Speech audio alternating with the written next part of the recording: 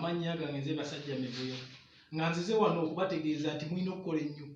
Nze gumulaba wano nalina ennyumba amaka gensulamu naye ngatunda sente ezaavamu nenzimba emizigo nga buli muzigo ngukolamu nga buli muzigo gumpa emiliyoni 2 buli mwezi sente za wano e Uganda nenzitunda sente ezaavamu mu mizigo nengula limoti. Limoti yansanyusa nnyo njagala nnyo ku limoti neŋŋamba sijja beerera awo neetaaga akantu akasala enjala okalaba awo ebiseera ebyo nga buli muntu gw'olaba awo buli omuntu agamba mpa ku sente ne mbagamba ze sigaba sente mulina okukola ennyo era buli muntu kye nakola ne mugulira amazzi nagagula nga kakadde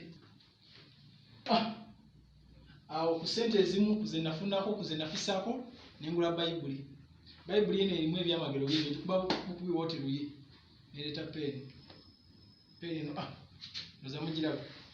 kati mpozi ekirala kyesibagambe nti buli gwe nakuliranga amazzi nga obucupa mala gasuula ate nze engeri gyendi omusajja omuyonjo neŋŋamba kwe kugula kano akasero ebiseera ebyo nakagula miliyoni 35 nakagula nembeera nga buli anywa asuula omu obucupa awo enyingirira ebya bizinensi. So buli muvubuka ali eyo njagala okole ove mu malala mukole sente mubeere nga ffe olinga ebya bizinensi kwe kufuna essimu nti mba ndi wano nekubira ku bantu alo